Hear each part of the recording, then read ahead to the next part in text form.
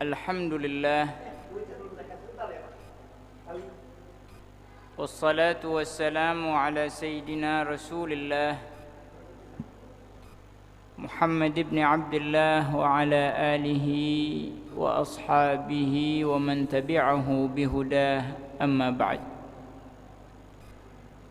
Berkata Al-Habib Ahmad bin Umar Asy-Syatiri dalam kitab Al-Yaqutun Nafis fi Madhhab Ibn Idris, sampai perkataan beliau syurut wujubis salah, syarat-syarat diwajibkannya salat.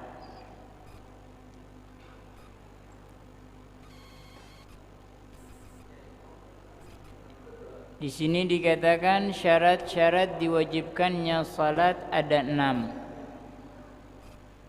Yang pertama al-Islam, yang melaksanakan harus orang Islam.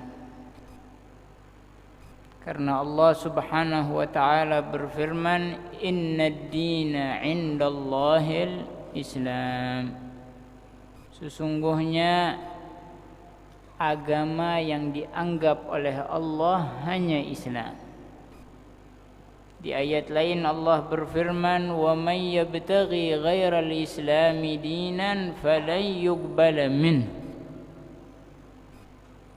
Siapa orang yang menginginkan agama selain agama Islam, maka tidak akan diterima oleh Allah selamanya.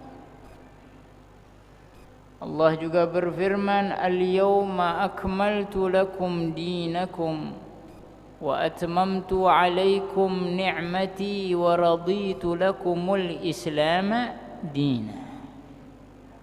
Hari ini aku sempurnakan agama kalian dan aku sempurnakan nikmat untuk kalian. Dan aku ridha, kata Allah, aku ridha Islam sebagai agama kalian.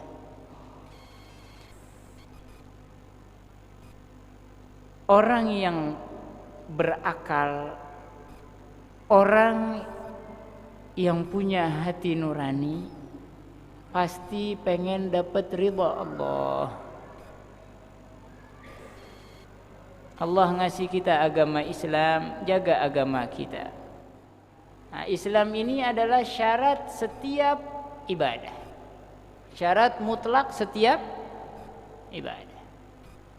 Jadi orang yang mau sholat, yang mau zakat, yang mau puasa, kalau enggak Islam enggak diterima sama Allah. Ya. Nanti orang-orang kafir di yaumil qiyamah dimasukin ke neraka sagar namanya.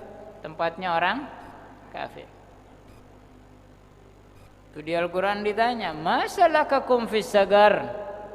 Orang kafir, kenapa kalian ada di neraka sagar? Kata dia, "Qalu lam naku minal musallin."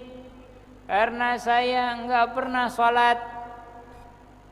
"Walam naku nut'imul miskin." Dan saya enggak pernah ngasih makan orang miskin. Banyak enggak yang dermawan? Banyak gak yang ngasih bantuan? Banyak, tapi gak dianggap sama Allah.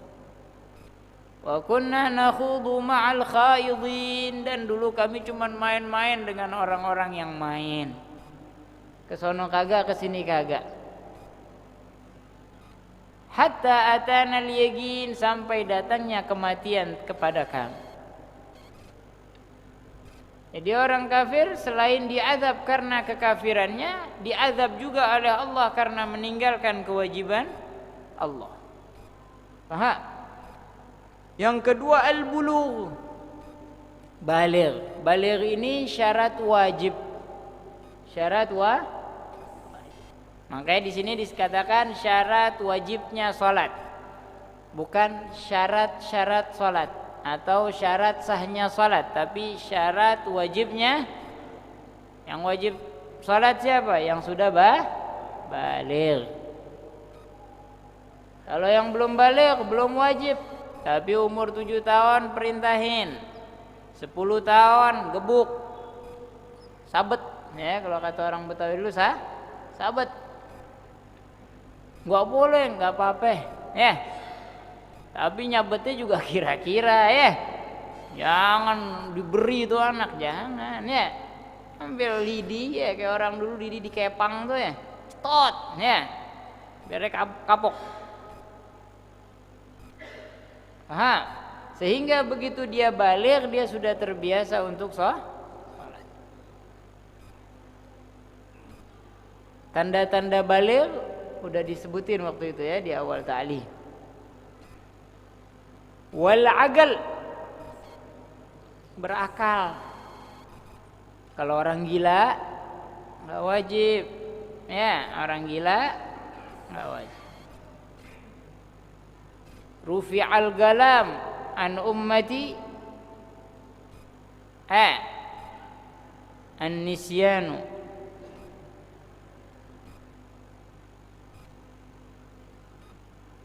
wal jununu wa mastukriha alaih, atau kama qala an-nabiy sallallahu alaihi wasallam.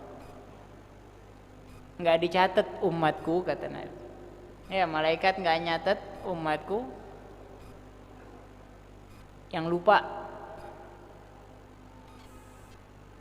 Tapi karena perintah salat ini amrun qadim ya, dengan Allah perintahkan kerjakan salat, kalau kita lupa enggak dosa, enggak dicatat dosa. Dengan apa? Dengan alasan yang pelajaran lalu sudah dikasih tahu. Tapi wajib diqadha karena ini perintah. Kalau yang namanya perintah, kita di kantor nih, tolong tulisin ini ya, kata bos. Siapa? Ya, lupa kita. Ya Allah, ketemu bos. Apa yang harus kita kerjakan? Nulis dulu, biar telat baru minta maaf. Jangan, maaf bos, lupa nulisnya. Bisa dipecat kita. Nauzubillah min dzalik. Enggak cukup minta maaf. Kalau perintah harus kerjakan dulu baru minta maaf. Terus gila juga kagak dia apa? Dianggap, dan juga yang dipaksa. Yang dipaksa enggak ditulis sama malaikat. Nah, ini al-bulugh wal aql di kitab lain digabungkan dengan kalimat mukallaf. Dengan kalimat mukallaf. Mukallaf itu baligh dan berakal. Wan naga'u 'anil haidhi wan nifas, dan suci dari haid dan nifas. Kalau lagi haid, lagi nifas, haram salat. Haram salat, bukan hanya enggak boleh, haram. Andai kata dia haid terus suci, terus dia mau qadha salat yang dia tinggalkan di masa haid, kata Syekh Ibn Hajar, haram dan tidak sah. Kata Imamul Khatib, makruh dan tidak sah. Menurut Al-Imamur Ramli, makruh dan sah tanpa pahala. Jadi enggak usah digo. Yang minimal aja bilang sah tanpa pahala. Makruh lagi, makruh dan sah tanpa ngapain ya. Makanya yang lagi haid, yang lagi nifas nggak boleh sholat, tapi bukan berarti nggak boleh zikir. Di waktu adzan, waktu masuk waktu sholat, gelar sejadah, baca zikir. Dengan kadar sholat. Begitu suci kita nggak aneh ngelihat sejadah. Ya, jadi kagak aneh melihat sejadah. Yang kelima, wa bulughud da'wah, sampainya dakwah kepada mereka, sampainya ajakan kepada mereka. Kalau nggak nyampe nggak wajib. Misalnya ada anak di pelosok tahu Islam, dia masuk Islam tapi nggak tahu cara sholat, nggak tahu tuh ada perintah sholat. Nah ini nggak wajib.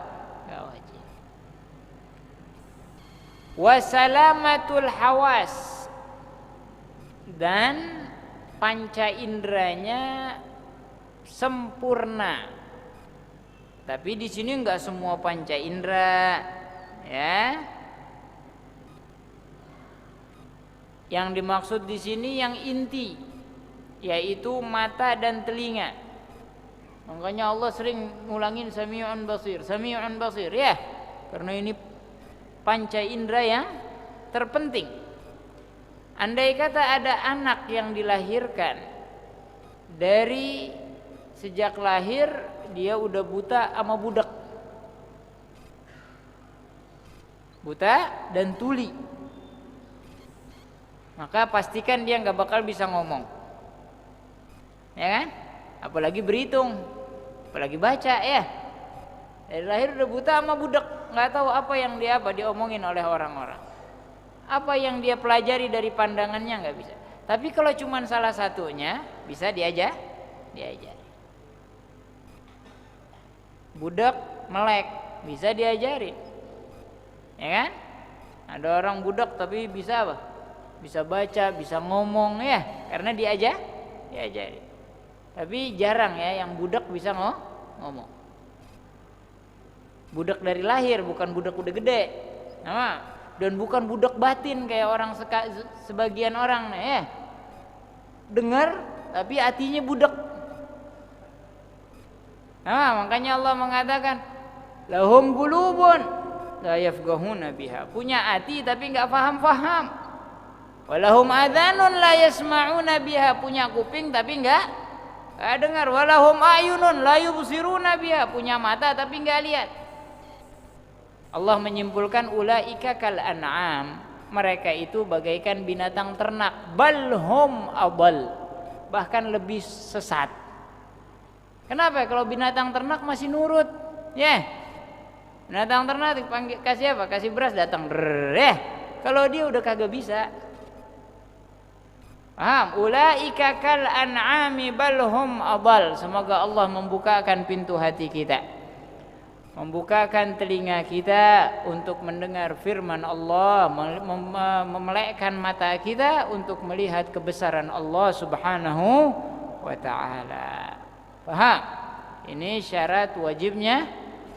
Adapun syarat sahnya seperti huwal ma'lum ada 10, ya. Bahkan di kitab ini nanti disebutkan ada 15 karena dimasukin lagi tuh Islam, ya. An-naga anil haid wan nifas dan yang lain-lainnya dimasukin lagi. Tapi al-ma'lum seperti di Safinah ataupun di Muqaddimah itu hanya 10. Wallahu taala alam bis-shawab. Innallaha wa malaikatahu yusalluna 'alan